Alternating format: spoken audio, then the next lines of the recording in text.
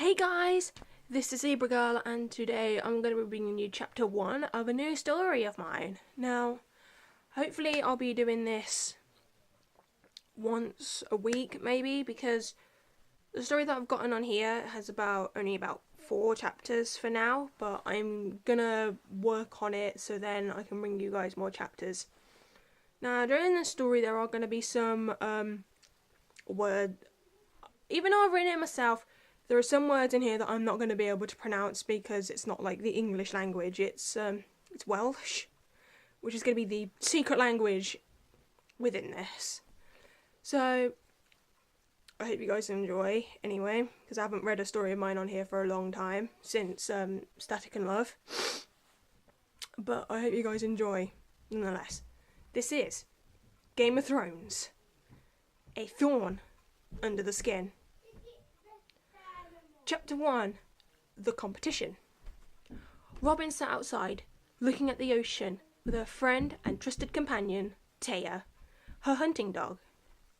Robin, however, wasn't like her older sister and brother, Marjorie and Loris Tyrell. She liked to dress like a man. She practiced archery and sword fighting. She went horse riding, and she had Taya. She only wore a dress when she went to events. Robin sighed as a voice spoke. Robin? She turned to see her grandmother, Olenna Tyrell. She stood up and smiled. Grandmother, so good to see you. Likewise, my dear. They both sat down, and Olenna pulled out a scroll. What does the scroll say? Anything interesting? Yes, actually, we've been invited to an archery tournament. Robin was very interested until she thought of what it said. Let me guess, men only? Yes, but you are going to it. I'm going to stick out a bit, don't you think? Olenna held Robin's hand. Men think they are better at everything, better than any female. I have never seen a man get a perfect shot in archery while blindfolded. You are better than any man, Robin. I will have a hooded cloak made for you, so they don't see your hair, and your new bow is almost ready as well. Robin smiled, but my chest might give me away though. We will have to squeeze your breasts together and wrap them up. Simple. Robin let out a small chuckle. So, where is this archery tournament taking place? At the Dreadfort? No, not there. Anywhere but Dreadfort. Taya saw Robin's discomfort, so she placed her head on her lap. Robin sighed as she stroked her head. She began to calm down, but only a little bit, until Olenna said, That is where it is, and that is where we are going. From the books I've read about the Boltons, they skin their enemies and wear their skin as a cloak, and they flay them too. The people at the Dreadfort are not even people. They have devolved into whatever they are, monsters. I can agree with you on that, my dear. But I want you to prove that you are better than any of the Bolton's archers, and that bastard too. Wait, Roose Bolton has a son? He's probably more fucked up than Roose himself. He is, Robin. But I'm still taking you. Robin sighed in defeat. She never won with an argument with her grandmother. Marjorie and Loris will be coming too. Why? They don't like me because I don't act like I'm supposed to. You act like a man and a woman. You're just as beautiful as Marjorie. Maybe even more beautiful. Robin only smiled at what her grandmother said. She thought she looked pretty. She had lovely, shiny, light brown hair, with one eye that was blue and the other that was green. Lady Olenna stood up. Walk with me, child. Robin stood up and went next to her nan. She called her dog. Taya, Dwitch. She stood up and began to follow her mistress. They began to walk through the gardens when they came across one of the servant girls. You, little hen, come here, please. The young woman comes over as she lowers her head and brings it back up to look at them. Lady Olenna and Lady Robin. Tell me, my dear, what do you find attractive about my granddaughter? The woman blushed. Well, she has beautiful hair. Her attitude is amazing.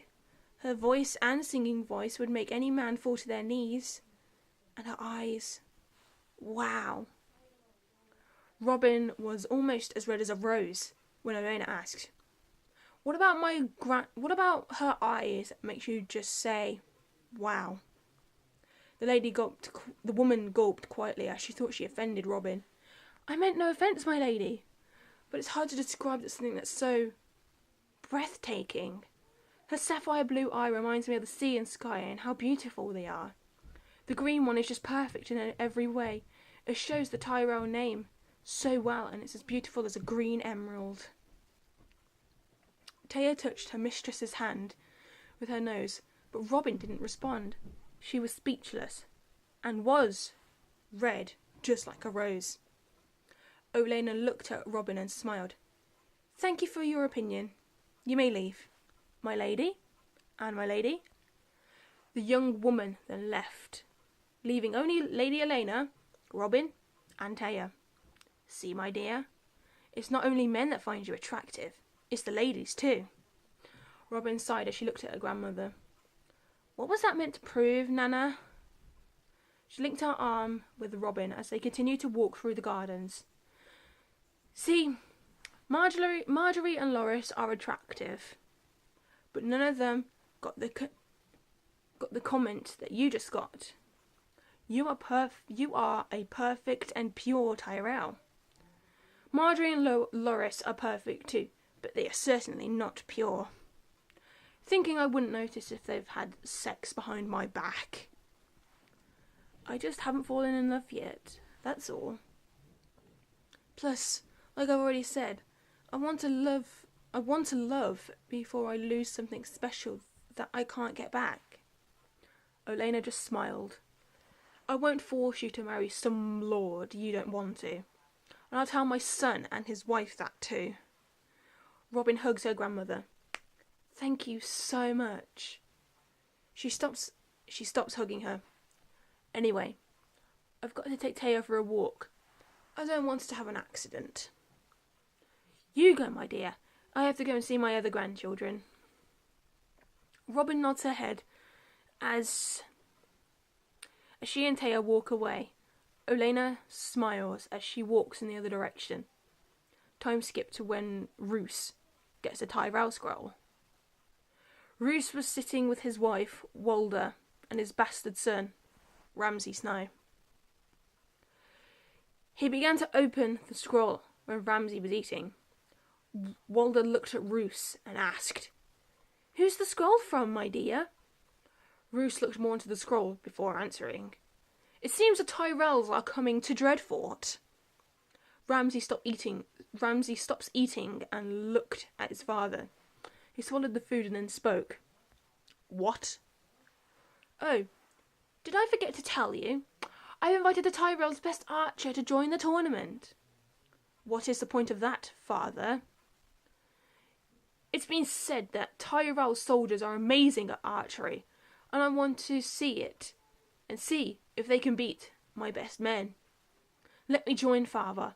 I'll put that Tyrell bastard in his place. You can join. I don't want you showing off.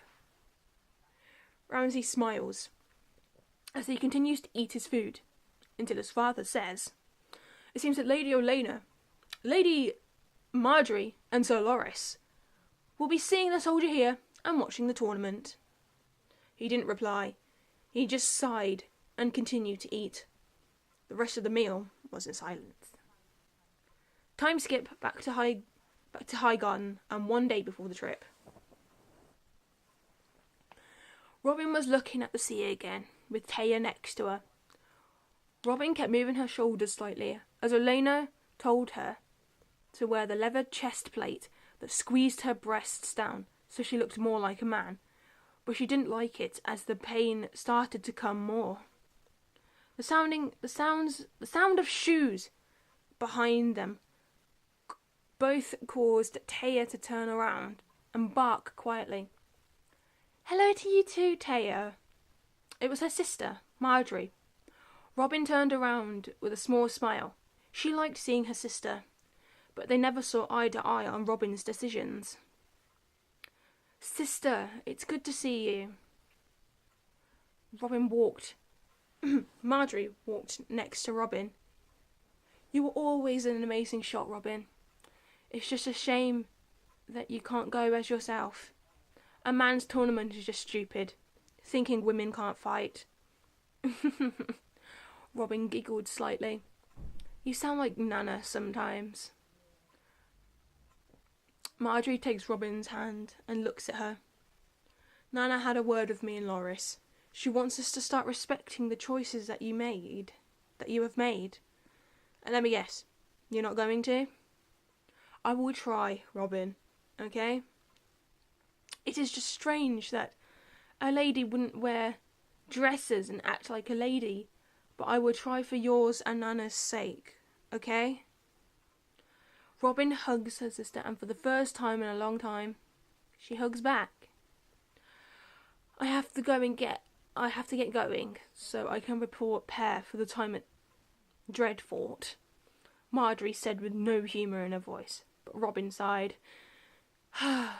"Okay, I'll see you soon."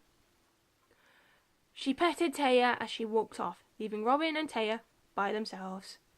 "Taya, Dwetch." They both began to walk down a secret path until they reached a small cliff edge that overlooked the sea. Robin sat at the edge with her legs dangling off while Taya lay next to her mistress as Robin began to pet her. "You'll always be my best friend, Taya." The young Doberman dog groaned slightly as she put her head on her mistress's leg. I know you can't understand me, but I love you." Taya's tail began to wag as she lifted her head and licked Robin's face. She laughed as Taya continued to lick her cheek. Suddenly, a voice shouted out for Robin. "Lady Robin! Lady Robin!" Robin shouted back, "Be right there!" She quickly stood up.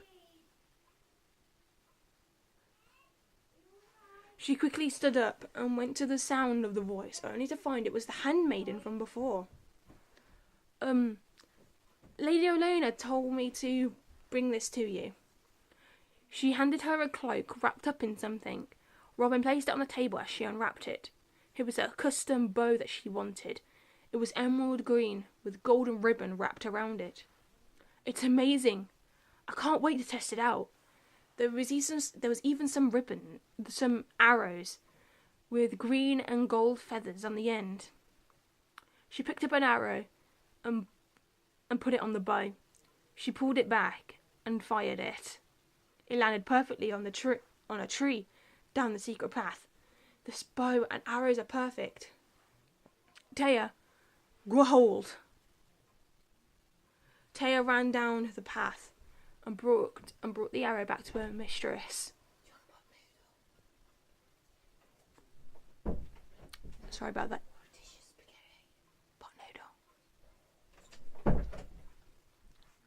Sorry about the interruption. My mum wanted to know what I was having for tea. No, dinner. That's it. Taya ran down the path.